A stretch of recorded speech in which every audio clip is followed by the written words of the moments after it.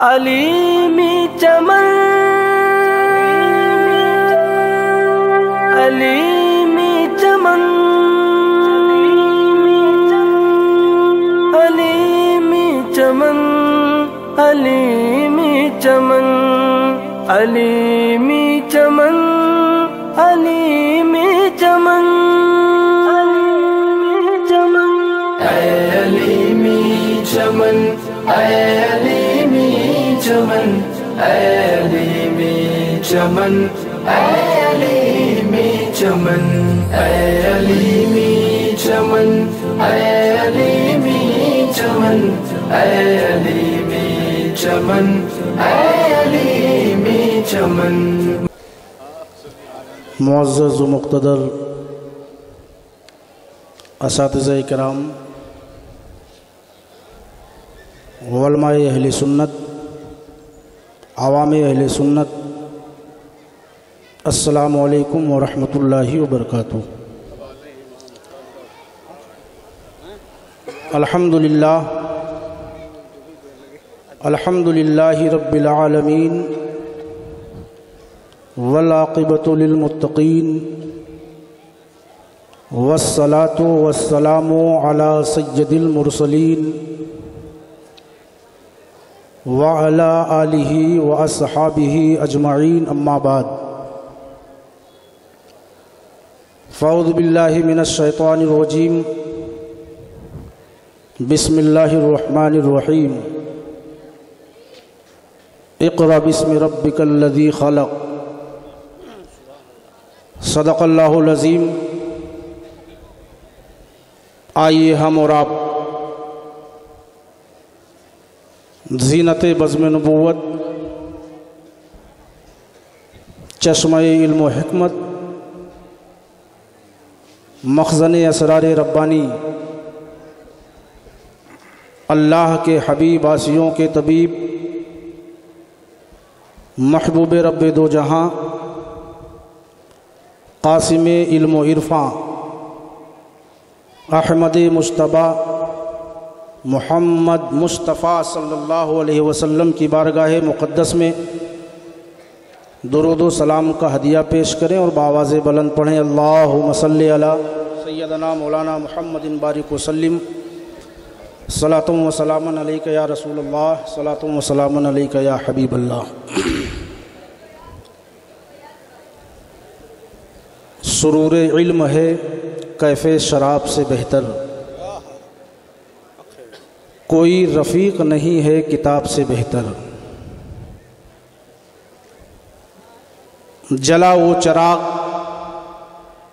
کہ جسے آندھی بجھا نہ سکے، وہ نقش بن کہ جسے زمانہ مٹا نہ سکے، نہ تو زمیں کے لیے ہے نہ آسماں کے لیے، جہاں ہے تیرے لیے تو نہیں ہے جہاں کے لیے۔ حضرت آدم علیہ السلام سے لے کر آقا کریم صلی اللہ علیہ وسلم تک جتنے بھی انبیاء کرام و رسولان اعظام اس دنیا میں تشریف لائے، ان کو کتابیں دی گئیں، صحیفے عطا کیے گئے تاکہ وہ علم و ہدایت کو عام کر سکے۔ یقیناً اللہ کے نبیوں نے اور رسولوں نے اپنے اپنے دور میں علم و ہدایت کو عام کیا، لیکن میرے آقا صلی اللہ علیہ وسلم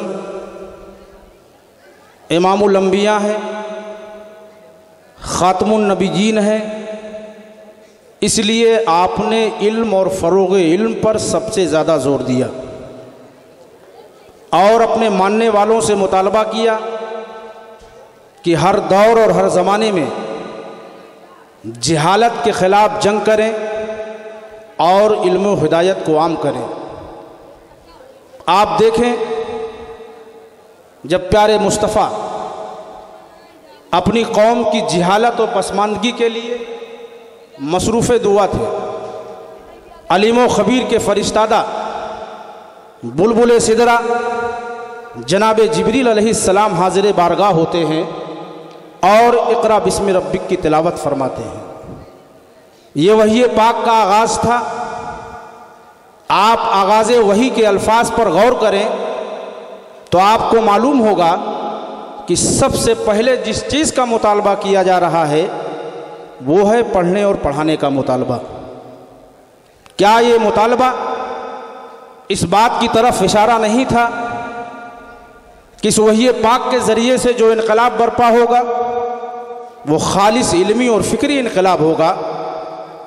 اس وحی پاک کی امانت کا حامل جب منصب دعوت پر جلوہ گر ہوگا تو پوری دنیا کو علم و ہدایت سے بھر دے گا، اور یہی ہوا جب پیارے مصطفیٰ غار کی تنہائیوں سے نکل کر افق دعوت پر جلوہ گر ہوئے تو آپ نے لوگوں کو اللہ کی کتاب کی طرف بلایا، قرآن مقدس کی طرف بلایا، آپ نے علم و ہدایت کو عام فرمایا۔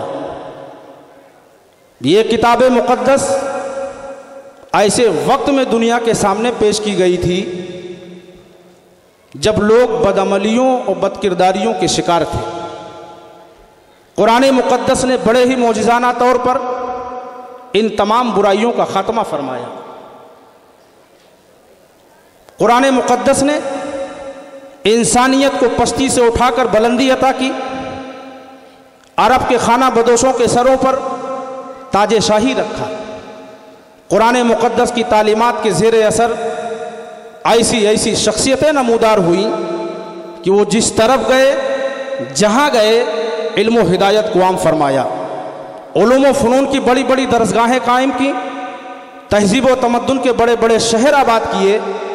آج جس طریقے سے اعلیٰ تعلیم کے حصول کے لیے لوگ یورپ اور امریکہ جایا کرتے ہیں، کسی زمانے میں لوگ اعلیٰ تعلیم کے حصول کے لیے اپنے خالی دامن کو علم و ہنر کی موتیوں سے بھرنے کے لیے اسلامی ممالک کا رخ کیا کرتے تھے۔ پوری دنیا اس حقیقت کو تسلیم کر رہی ہے کہ علم ایک بہت بڑی دولت ہے، لیکن جتنی تاکید ترغیب اسلام نے کی ہے کسی اور مذہب نے نہیں کی ہے۔ آپ دیکھیں تو آپ کو معلوم ہوگا کہ قرآن مقدس کا نزول علم اور قلم پر ہی ہوا ہے۔ اقرأ بسم ربک الذی خلق، خلق الانسان من علق، اقرأ وربک الاکرم الذی علم بالقلم۔ آئے پیغمبر پڑھیے جس نے جہان کو پیدا کیا، جس نے انسان کو لوتھڑے سے پیدا کیا۔ آئے پیغمبر پڑھیے تمہارا رب بڑا کریم ہے جس نے علم سکھایا قلم کے ذریعے سے۔ آپ ان آیات پر غور کریں تو آپ کو معلوم ہوگا کہ ان آیت مبارکہ میں 3 چیزوں کا ذکر خصوصیت کے ساتھ کیا گیا ہے: کائنات کی تخلیق کا، انسان کی پیدائش کا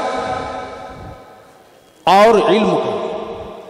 تو بغیر علم کے نہ تو ہم دنیا کی چیزوں سے فائدہ حاصل کر سکتے ہیں اور نہ ہی رب کی رضا اور خوشنودی حاصل کر سکتے ہیں۔ کہتے ہیں انسان کی تہذیب و تمدن کا دار و مدار علم پر موقوف ہے۔ بے علم انسان جانور کے مانند ہوتا ہے۔ جس طریقے سے ایک جانور اچھائی اور برائی میں تمیز نہیں کر پاتا، فرق نہیں کر پاتا، اسی طریقے سے ایک بے علم انسان اچھائی اور برائی میں فرق نہیں کر پاتا، تمیز نہیں کر پاتا۔ اسی لیے قرآن مقدس نے پڑھے لکھے لوگوں اور ان پڑھ لوگوں کی برابری کی نفی کی ہے۔ هل يستوي الذين يعلمون والذين لا يعلمون، عالم و جاہل برابر نہیں، اندھا اور اخیارہ برابر نہیں، تاریکی اور روشنی میں مساوات نہیں۔ جہاں علم کی موصلہ دھار بارش ہوگی وہاں جہالت کا کوئی پودا نہیں اگ سکتا، بلکہ وہاں فضائل اور صفات حمیدہ کے سبزے اگتے ہیں۔ علم انسان کو انسان بنا کر زندگی کا طریقہ سکھاتی ہے۔ علم آدمی کو آدمیت کا درس دیتی ہے۔ علم ایک ایسا رہبر ہے جو انسان کی ہر موڑ پر رہبری کرتا ہے۔ علم کی معیت عارضی نہیں بلکہ دوامی ہوتی ہے۔ آپ اندازہ لگائیں کہ آقا کریم صلی اللہ علیہ وسلم ما کانا ما یکون کا علم رکھنے کے باوجود مسلمانوں آپ کو یہ دعا سکھائی جائے، قل رب زدنی علما، آئے پیغمبر علم کے اعتبار سے اور بلندی مانگیے۔ آپ جانتے ہیں آقا کریم صلی اللہ علیہ وسلم آخری لمحے تک علم کی زیادتی کی دعا کرتے رہے تاکہ امت پر واضح ہو جائے کہ اگر رب کی بارگاہ سے زندگی کی آخری گھڑی تک مانگنے کی کوئی چیز ہے تو کوئی اور چیز نہیں ہے بلکہ وہ نعمت علم ہے۔ مسلمانوں کبھی آپ نے سوچا کہ ہم کون ہیں اور ہم کو اور آپ کو کس لیے اس دنیا میں بھیجا گیا ہے؟ ہم کو اور آپ کو دنیا کی قیادت و رہنمائی کے لیے بھیجا گیا تھا۔ ہم کو اور آپ کو پڑھ لکھ کر کے ایک اچھا مسلمان بننے اور بنانے کے لیے بھیجا گیا تھا۔ آج وہی مسلمان علم و عمل سے عاری ہو کر ذلت و رسوائی کے دلدل میں دھستی چلی جا رہی ہے۔ بغیر علم کے نہ تو آپ کی ترقی ممکن ہے اور نہ ہی آپ کے قوم کی ترقی ممکن ہے۔ پیارے مصطفیٰ نے فرمایا تھا طلب العلم فریضۃ علی کل مسلم و مسلمہ، علم حاصل کرنا ہر مسلمان مرد عورت پر فرض ہے۔ علم کی فرضیت اس بات کی بین دلیل ہے کہ انسانی کامیابی کا راز اس میں مخفی ہے۔ بلا شبہ علم معیار انسانیت ہے۔ اگر ہم علم کے نور سے اپنے سینوں کو منور کر لیتے، علم کے نور سے اپنے دل و دماغ کو منور کر لیتے تو آج ہمیں ذلت و رسوائی کا سامنا نہیں کرنا پڑتا۔ آج کچھ لوگ اگر تعلیم کی طرف توجہ بھی دے رہے ہیں تو صرف اور صرف دنیا حاصل کرنے کے لیے۔ میرا مطلب یہ نہیں ہے کہ آپ اپنے بچوں کو انجینئر نہ بنائیں، ڈاکٹر نہ بنائیں، قانون کے جانکار نہ بنائیں، سائنسداں نہ بنائیں۔ یہ تو ہمارے قوم کے لیے فخر کی بات ہے کہ ہمارے بچے اعلیٰ سے اعلیٰ تعلیم حاصل کر کے بڑے سے بڑے عہدوں پر فائز ہوں۔ پیارے مصطفیٰ نے فرمایا تھا کہ علم و حکمت مومنوں کی گمشدہ چیز ہے، وہ جہاں پائیں اسے حاصل کر لیں۔ آپ قرآن مقدس کا مطالعہ کریں تو آپ دیکھیں گے کہ علم کے جتنے گوشے ہیں قرآن نے سب کو بیان فرمایا ہے۔ افلا تتفکرون، افلا تدبرون، افلا تنظرون، تم غور و فکر سے کام کیوں نہیں لیتے؟ تم حکمت و تدبر سے کام کیوں نہیں لیتے؟ تو سمندر کی وسعتوں کو کیوں نہیں دیکھتے؟ تم پہاڑ کی بلندیوں کو کیوں نہیں دیکھتے؟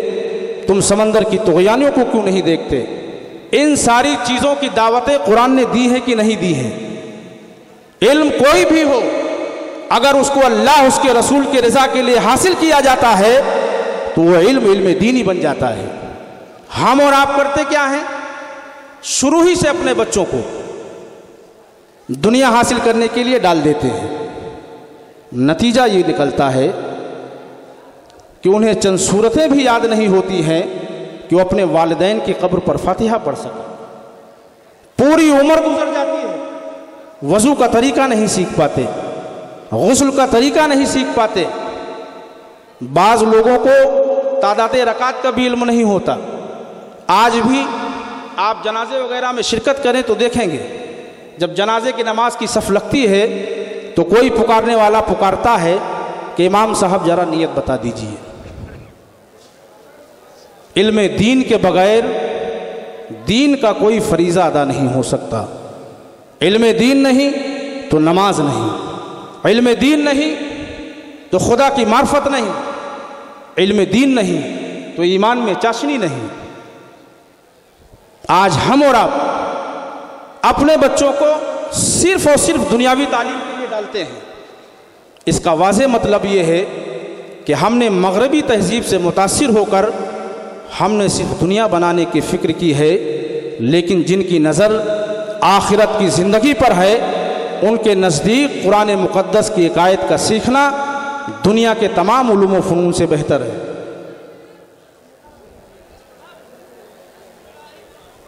میرے بھائیوں، علم و فروغ علم اسلام کا تو ترے امتیاز ہے۔ جب ہم اپنے بزرگوں کی تاریخ کو دیکھتے ہیں، ہم اور آپ قادری ہیں نا، حضور غوث پاک کے ماننے والے ہیں۔ آپ حضور غوث پاک کی حیات طیبہ پر نظر ڈالیں تو آپ جانتے ہیں حضور غوث پاک کی والدہ نے آپ کو 18 سال کی عمر میں ایران سے بغداد بھیجا۔ کس چیز کے لیے؟ پڑھنے لکھنے کے لیے۔ یہ ان والدین کے لیے درس عبرت ہے جو حضور غوث پاک کے نام کا نعرہ تو لگاتے ہیں لیکن اپنے بچوں کو دینی تعلیم دلانے سے گریز کرتے ہیں۔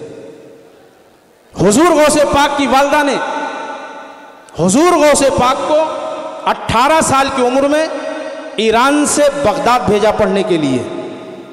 بغداد اس وقت مسلمانوں کا سیاسی اور علمی مرکز تھا۔ حضور غوث پاک بغداد شریف پہنچ کر پڑھنا لکھنا شروع کرتے ہیں۔ علم کے حصول کے راستے میں آپ نے مشقتیں برداشت کی، مصیبتیں برداشت کی، پریشانیوں کا سامنا کیا۔ دیکھیے، جب اللہ رب العزت کسی سے دین کا کام لینا چاہتا ہے تو اسے مشکل راہوں سے گزارتا ہے۔ ان راہوں کے ذریعے سے نہ صرف وہ اللہ کا قرب حاصل کرتا ہے بلکہ وہ لوگوں کے لیے ایسا رول ماڈل بن جاتا ہے کہ جو لوگ ان کے راستوں پر چلتے ہیں وہ راہ ہدایت پا جاتے ہیں۔ حضور غوث پاک، اب سوال پیدا ہوتا ہے کہ آپ تو پیروں کے پیر تھے، امام الاولیاء ہیں، آپ کو پڑھنے لکھنے کی ضرورت کیا تھی؟ آج آپ کو بہت سارے لوگ ایسے ملیں گے بازار میں جو یہ کہتے ہیں کہ میاں شریعت اور ہے، طریقت اور ہے۔ ایک بات میں یہاں پر واضح کر دوں کہ بغیر علم کے اللہ کی معرفت حاصل نہیں ہو سکتی۔ بغیر علم کے کوئی شخص اللہ کا قرب حاصل نہیں کر سکتا۔ بغیر علم کے کوئی شخص اللہ کا ولی نہیں ہو سکتا۔ حضور غوث پاک نے پہلے قرآن و حدیث کے علم کو حاصل کیا اور پھر اسلامی تعلیمات کو دنیا کے سامنے پھیلایا۔ علماء کرام ہیں، ہمارے اساتذہ کرام ہیں، آپ جانتے ہیں حضور غوث پاک کی علمی شان کیا تھی؟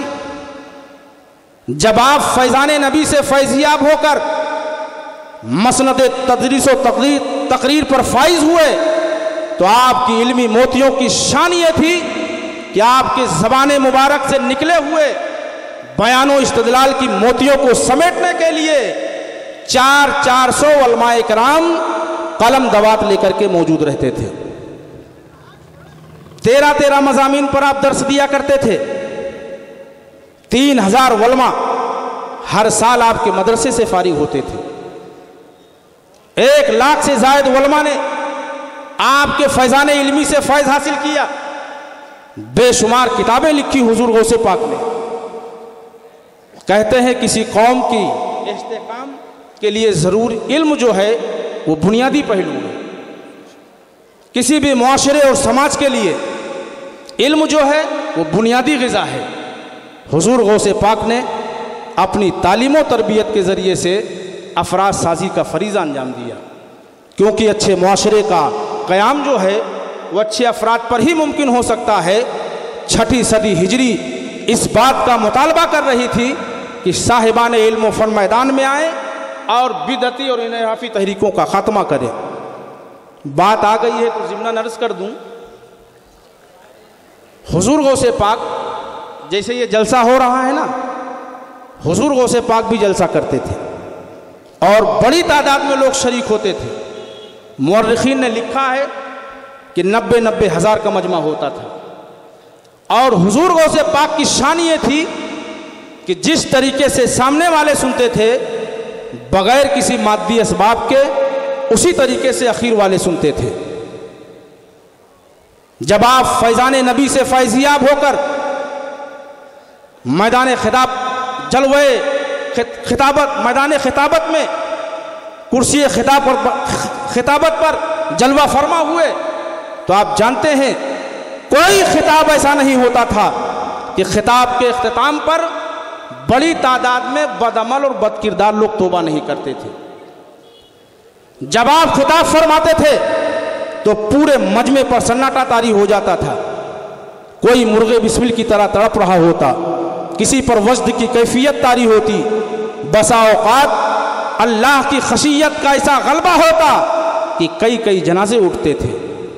آپ کا خطاب آج کے خطیبوں کی طریقے سے نہیں، پیشہ ورانہ نہیں، مجذوبانہ ہوا کرتا تھا۔ جملے منہ سے نکل کر ہواؤں میں تحلیل نہیں ہوتے تھے، بلکہ تیر بن کر دلوں میں پیوست ہو جایا کرتے تھے۔ آپ کا خطاب دھواں دھار نہیں ہوتا تھا جو ماحول کو اور دھندلا بنا دے، بلکہ اس میں شرارے چھپے ہوتے تھے جو دلوں میں پلنے والے بغض و حسد کینہ کو جلا کر راکھ کر دیا کرتے تھے۔ خدا نے کس قدر رتبہ بڑھایا غوث اعظم کا، فرش زمین سے عرش اعظم تک ہے چرچا غوث اعظم کا۔ عجیب سی کیفیت پیدا کرتا تھا اہل محفل پر خطابت میں پیام حق سنانا غوث اعظم کا۔ ہم اور آپ اعلیٰ حضرت سرکار کو اپنی تحریک کا نقیب مانتے ہیں، اپنا قائد و رہنما مانتے ہیں۔ جب حضور اعلیٰ حضرت کی حیات طیبہ پر ہم نظر ڈالتے ہیں تو کیا دیکھتے ہیں کہ حضور اعلیٰ حضرت نے 4 سال کی عمر میں نازل قرآن کریم مکمل فرمایا، 6 سال کی عمر میں قوم و ملت سے خطاب فرمایا، 8 سال کی عمر میں ایک کتاب لکھی، 13 سال کچھ مہینے میں آپ نے فضیلت کی ڈگری حاصل کی، اور اسی سال پہلا فتویٰ دنیا کے سامنے پیش فرمایا۔ کوئی ایسا موضوع نہیں ہے اس دور کے تقاضے کے مطابق جس پر میرے امام نے قلم نہ اٹھایا ہو۔ جب رسول اللہ کے علم غیب پر حملہ کیا گیا اور اپنے علم و فضل کی بنیاد پر قرآن کے واجبی باتوں کا انکار کیا گیا تو میرے امام نے مکہ شریف میں بیٹھ کر 8.5 گھنٹے میں الدولۃ المکیہ نامی جیسی کتاب تحریر فرمایا۔ جب قرآن مقدس کے ترجموں کے ذریعے سے پیارے مصطفیٰ کی عظمتوں کو للکارا جانے لگا تو میرے امام نے قرآن مقدس کا صحیح ترجمہ عطا فرمایا۔ جب فقہ کے روپ میں لوگوں کے اعتقادات و اعمال کو زخمی کرنا چاہا تو میرے امام نے وہ لازوال فتاوے عطا فرمائے جو اپنے دلائل و براہین سے ہمیشہ زندہ اور تابندہ رہیں گے۔ آپ جس فن کی حیثیت سے دیکھیں، چاہے علم تفسیر ہو، علم حدیث ہو، فقہ ہو، علم بلاغت ہو، شعر و شاعری ہو، آپ جس حیثیت سے میرے امام کو دیکھیں گے، قسم خدا کی میرا امام ہی نظر آئے گا۔ بجتا ہے علم کا جو ساز دوستو، یہ ہے اسی جرس کی آواز دوستو۔ آج جمدہ شاہی والوں کا نام دنیا کے مختلف حصوں میں کیوں لیا جا رہا ہے؟ کیا یہ فیضان علیمیہ نہیں ہے؟ کیا یہ اساتذہ کرام کی محنت نہیں ہے؟ کیا ہمارے بزرگوں کی قربانیاں نہیں ہیں؟ کیا حضور مبلغ اسلام کا فیضان نہیں ہے؟ قائد اہل سنت کا فیضان نہیں ہے؟ جمدہ شاہی کے لوگوں نے ایک ایسا ادارہ بنایا جہاں کے فارغین آج دنیا کے مختلف حصوں میں قرآن و سنت کی ترویج و اشاعت اور جماعت اہل سنت کے فروغ و استحکام میں لگے ہوئے ہیں۔ ادارے کا شاندار ماضی ہمارے نگاہوں کے سامنے ہے۔ ہماری اور آپ کی یہ کوشش ہونی چاہیے چھوٹی چھوٹی باتوں کو نظر انداز کر کے مدرسے کی تعمیر و ترقی میں لگ جائیں۔ روک لے زب جو آنسو کے چشمے تر میں ہے، کچھ نہیں بگڑا ہے ابھی تک گھر کی دولت گھر میں ہے۔ جو راہ حق پر بسر زندگی نہیں کرتے ویسے دیپ ہیں جو روشنی نہیں کرتے۔ ہمارے بزرگوں نے، اسلام نے ہم کو یہ درس دیا کہ اگر تم اقتدار چاہتے ہو، اگر تم تصرف چاہتے ہو، اگر تم کامیابی چاہتے ہو تو تمہیں علم اور فروغ علم کو اپنا ترے امتیاز بنانا ہوگا، جہالت کے دبیز پردے کو اتار کر پھینکنا ہوگا، کیونکہ سونا بھٹی میں تپتا ہے تب جا کر کندن بنتا ہے، ہینا پتھر پر گھستی ہے تب جا کر رنگ لاتی ہے، موتی سمندروں کے ظلمتوں میں پلتے ہیں تب جا کر کہیں درے شہوار بنتے ہیں۔ دنیا کا کوئی بھی میدان ہو، قومیں وہی کامیاب ہوتی ہیں جو علم و ہنر رکھتی ہیں۔ آپ جانتے ہیں حضرت امام مالک نے شوق علم کے لیے گھر کی کنڈیاں تک فروغ کر دی۔ حضرت امام شافعی نے ہڈیوں کو کاغذ کا نیم البدل کیوں قرار دیا؟ مسلمانوں میں آپ سے پوچھنا چاہتا ہوں، آپ کس دور میں جی رہے ہیں؟ آپ دور جاہلیت میں جی رہے ہیں یا رسول اللہ کے برپا کیے ہوئے نظام علم میں جی رہے ہیں؟ پیارے مصطفیٰ تو علم کی روشنی کو لٹانے کے لیے آئے تھے، جہالت کو ختم کرنے کے لیے آئے تھے۔ میرے بھائیوں، پھر آج ہمارے گلیوں میں اندھیرا کیوں ہے؟ ہمارے محلوں میں اندھیرا کیوں ہے؟ اس کی وجہ یہ ہے کہ ہم نے نور علم کا نعرہ، نور مصطفیٰ کا نعرہ تو لگایا، لیکن نور علم سے فائدہ نہیں اٹھایا۔ اگر آپ عزت چاہتے ہیں، آپ وقار چاہتے ہیں تو لگ جائیں علم اور فروغ علم میں۔ آج کے دور میں جہالت کے لیے کوئی جگہ نہیں ہے۔ آج کے اس مرکزی ادارے سے یہ پیغام لے کر کے جائیں کہ ہم آدھا پیٹ کھائیں گے لیکن اپنے بچوں کو ضرور پڑھائیں گے۔ بولیے انشاءاللہ کریں گے نا ایسا؟ ہم آدھا پیٹ کھائیں گے لیکن اپنے بچوں کو ضرور پڑھائیں گے۔ آپ ان کی کتابوں کا انتظام کریں، ان کے فیس کا انتظام کریں، انہیں ہر ممکن سہولت دیں، انہیں دین کی بھی تعلیم دیں اور دنیا کی بھی تعلیم دیں۔ آج کے اس تیز رفتار دور میں علم کی جتنی اہمیت بیان کی جائے اتنا ہی کم ہے۔ ایک بات یاد آ گئی، پیارے مصطفیٰ مدینہ منورہ جانے سے پہلے اہل مدینہ کے لیے دو کام کیا تھا۔ پہلا کام یہ کیا کہ ایک مبلغ بھیجا، ایک استاذ بھیجا، کیا اے مصعب جاؤ، جو لوگ اسلام لا رہے ہیں انہیں قرآن پڑھانا، ان کے اندر دین کی سمجھ پیدا کرنا۔ اور دوسرا کام یہ کیا کہ ہر قبیلے کا اتحاد و اتفاق کے لیے ایک نقیب مقرر فرمایا۔ مسلمانوں، یہ اتنی بنیادی باتیں ہیں جس کو نظر انداز نہیں کیا جا سکتا ہے۔ ہماری حکومت ہو یا نہ ہو، لیکن اجتماعی زندگی گزارنا ہم پر لازم و ضروری ہے۔ اس وقت بھی اوس و خزرج نام کے دو قبیلے تھے، دونوں ایک دوسرے کے دشمن تھے، دونوں ایک دوسرے کے خون کے پیاسے تھے۔ پیارے مصطفیٰ نے کلمہ طیبہ کی وحدت کی بنیاد پر امت میں وحدت فرمائی۔ پیارے مصطفیٰ نے ذہن عطا فرمایا کہ اگر امت قرآن سے دور رہی، اگر امت تفقہ فی الدین سے دور رہی تو امت کبھی امت نہیں بن سکتی ہے۔ اگر یہ ٹوٹی پھوٹی بکھری ہوئی امت کو اتحاد و اتفاق کی رسی میں جکڑا نہیں گیا تو یہ بکھری ہوئی امت کبھی امت نہیں بن سکتی ہے۔ آج پوری دنیا میں آخری بات، ہمارا اور آپ کا کیا حال ہے؟ کچھ بتانے کی ضرورت نہیں ہے، سوشل میڈیا کا زمانہ ہے، آپ حضرات دیکھتے اور سنتے رہتے ہیں۔ اس کی دو بہت بڑی وجہ، ایک وجہ یہ ہے کہ علم و ہنر سے دوری، اور دوسری وجہ یہ ہے اتحاد و اتفاق کا نہ ہونا۔ ارشاد ربانی ہے وَاعْتَصِمُوا بِحَبْلِ اللَّهِ جَمِيعًا وَلَا تَفَرَّقُوا، آئے لوگوں اللہ کی رسی کو مضبوطی سے پکڑ لو، نا اتفاقی کے شکار مت بنو۔ جب ہم متحد تھے، متفق تھے، کامیابیوں نے ہمارے قدموں کو چوما۔ جب ہم منتشر ہوئے تو ذلت و رسوائی ہمارا مقدر بن گئی۔ ندی کے تہہ میں ریت کے بے شمار ذرات ہوتے ہیں جو پانی کے ایک بہاؤ سے ایک پل میں یہاں ہوتے ہیں، دوسرے پل میں وہاں ہوتے ہیں۔ وہ دریا کے موجوں کے رحم و کرم پر ہوتے ہیں، وہ جب چاہتے ہیں جہاں چاہتے ہیں اٹھا کے پھینک دیتے ہیں۔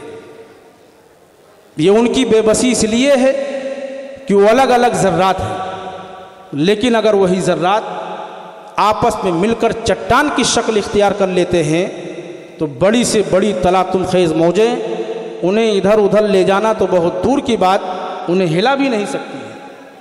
رسی کی ستلیاں ہیں نا، الگ الگ ہوتی ہیں، اسے توڑنا آسان ہوتا ہے، ایک چھوٹا سا بچہ بھی توڑ سکتا ہے، لیکن اگر رسی کی شکل اختیار ہو جاتی ہے تو طاقتور سے طاقتور انسان اس رسی کو نہیں توڑ سکتا۔ اسی طریقے سے اگر اینٹیں الگ الگ ہوتی ہیں، انہیں توڑنا آسان ہوتا ہے، ادھر ادھر لے جانا آسان ہوتا ہے، لیکن جب دیوار کی شکل اختیار کر لیتی ہے تو ادھر ادھر لے جانا توڑنا یہ سب مشکل ہو جاتا ہے، ناممکن ہو جاتا ہے۔ یہ طاقت و قوت کہاں سے آئی؟ معلوم ہوا کہ آپسی ملاپ کی وجہ سے۔ جب ہم متحد تھے، متفق تھے، کامیابیوں نے ہمارے قدموں کو چوما۔ کہتے ہیں نا، آبرو باقی تیری ملت کی جمعیت سے تھی، جب جمعیت ہو گئی زمانے میں رسوا تو ہوا۔ پیارے مصطفیٰ نے فرمایا تھا کہ آئے لوگو، تمہیں کامیابی و کامرانی اس وقت تک نہیں مل سکتی جب تک تم آپس میں متحد و متفق نہیں رہو گے اور تفرقہ بندی سے کوسوں دور نہیں رہو گے۔ آج دنیا کا کوئی ایسا گوشہ نہیں جہاں ہم پر ظلم و ستم کے پہاڑ نہ توڑے جا رہے ہوں۔ آج دنیا کا کوئی ایسا خطہ نہیں جہاں ہماری تہذیب و تمدن کا مذاق نہ اڑایا جا رہا ہو۔ آج دنیا کی کوئی ایسی یونٹ نہیں جہاں ہم پر جبر مسلسل نہ ہو رہا ہو۔ آج دنیا کی کوئی ایسی اکائی نہیں جہاں ہمیں برباد کرنے کی کوششیں نہ کی جا رہی ہوں۔ آج پوری دنیا مقتل بن چکی ہے ہمارے عقید و ایمان کی، ہمارے تہذیب و روایات کی۔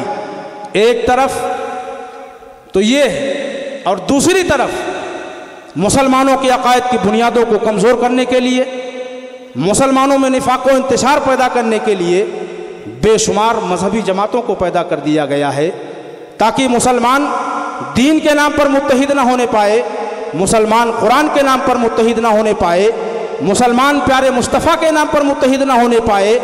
یعنی ایک طرف ہم پر جبر مسلسل ہو رہا ہے اور دوسری طرف ہمارے عقید و ایمان کو برباد کرنے کی کوششیں ہو رہی ہیں۔ اس کے باوجود ہمارا اور آپ کا حال یہ ہے کہ ہم اور آپ اپنے آپ کو بدلنے کے لیے تیار نہیں ہیں۔ آخر ہمارے اسلاف اسی روئے زمین اور بزم کائنات کے پروردہ تھے، ان کے پاس کون سی قوت تھی کہ چند بے سر و ساما عرب کی سرزمین سے اٹھے اور دیکھتے دیکھتے پوری دنیا پر چھا گئے۔ یقیناً اللہ کی ذات پر توکل اور اللہ کے رسول انی سے بے کساں سے محبت ایک ایسی طاقت تھی، ایک ایسا جوہر تھا جس کی بنیاد پر جس طرف وہ گئے، جہاں گئے، کامیابیوں نے ان کے قدموں کو چوما۔ ان کے خالی ہاتھوں میں نصر من اللہ فتح قریب کی تیغ ذوالفقار تھی، ہوا ترکش تھا، ان کے سینوں میں جال حق و زحق الباطل کا چمکتا ہوا یقین تھا، ان کی آنکھیں آفتاب نبوت سے مستنیر تھی، ان کے قلوب نہایت ہی پاکیزہ تھے، ان کی طبیعتیں آب ہدایت سے دھلی ہوئی تھی۔ اللہ رب العزت نے انہیں اقامت دین کے لیے پیدا کیا تھا۔ وہ جس طرف گئے، جہاں گئے، کامیابیوں نے ان کے قدموں کو چوما۔ جہاں پہنچے زمین کو آسمان سے کر دیا اونچا، جہاں پہنچے زمین کو آسمان سے کر دیا اونچا، جہاں ٹھہرے در و دیوار کا نقشہ بدل آئے۔ دیکھیے یہ مدارس اسلامیہ، آپ جانتے ہیں یہ دین کے قلعے ہیں، یہاں سے دین کی بہاریں موجود ہیں۔ ان اداروں کا تعاون اور ان کی حفاظت ہمارا اور آپ کا دینی اور ملی فریضہ ہے۔ آج یہ چھوٹے چھوٹے ادارے غیر فریضہ ہے، آج یہ چھوٹے چھوٹے ادارے غیروں کی نگاہوں میں کیوں پھٹک رہے ہیں؟ اس کی وجہ یہ ہے کہ دین کی تعلیم کا بنیادی سبب بنتے ہیں۔ علامہ ڈاکٹر اقبال نے کہا تھا کہ ان مدارس کو اور ان میں پڑھنے والوں کو ان کے حال پر رہنے دو۔ اگر یہ مدارس اور ان کی ٹوٹی ہوئی چٹائیوں پر پڑھنے والے درویش نہیں ہوں گے تو تمہارا وہی حال ہوگا جو میں غرناطہ اور اندلس میں دیکھ کر کے آ رہا ہوں۔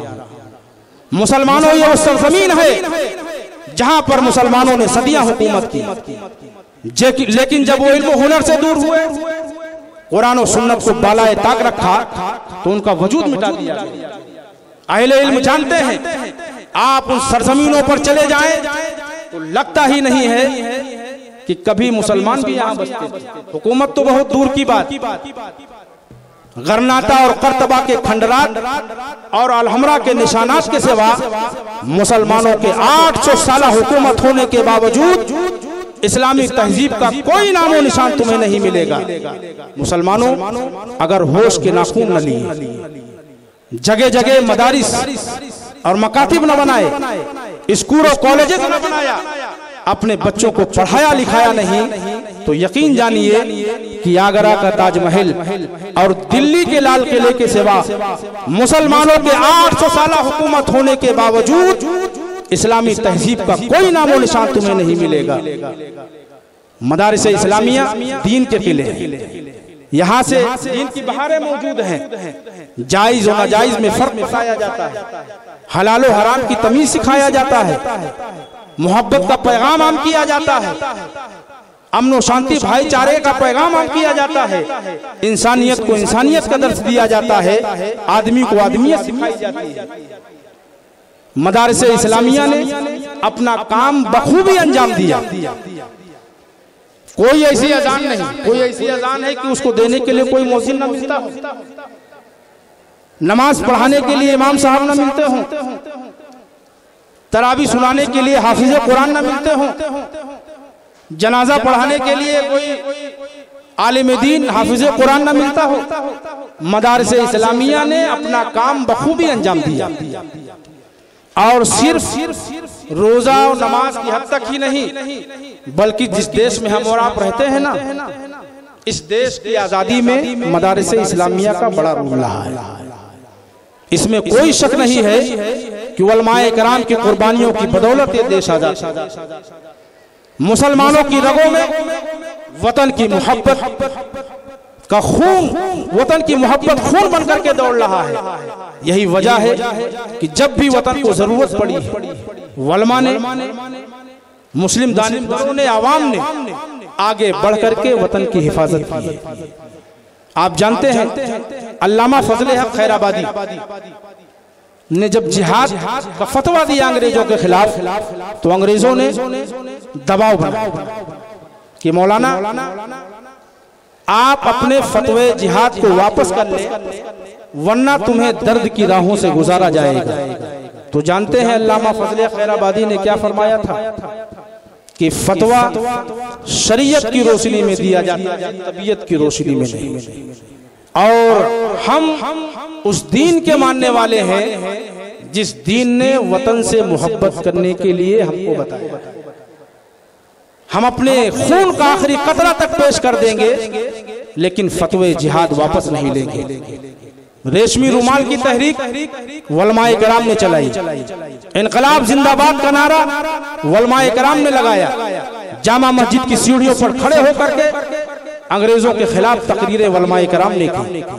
جب دیش آزاد ہوا، دستور ہند بنا، تو آگے بڑھ کر کے دستور ہند کا استقبال علماء کرام نے کیا، جن کا تعلق انہی مدارس اسلامیہ سے ہے۔ آج کچھ نہ سمجھ لوگ مدرسوں کا طرح طرح کی تنقیدیں کرتے ہیں، لیکن اگر وہ تعصب کا آئینہ اٹھا کر دیکھیں گے تو اس دیش کی آزادی میں مدارس اسلامیہ کا بڑا رول نظر آئے گا۔ آپ جانتے ہیں سب سے پہلے مدرسے کی بنیاد عرش عظیم پر رکھی، جس کے پہلے طالب علم حضرت آدم علیہ السلام، معلم اول اللہ رب العزت، اور باضابطہ مدرسے کی بنیاد ہجرت رسول کے بعد صفہ کے نام سے رکھی گئی۔ اس کی چھت جانتے ہیں کھجور کے پتوں کی، اس کے ستون کھجور کے تنوں کے تھے۔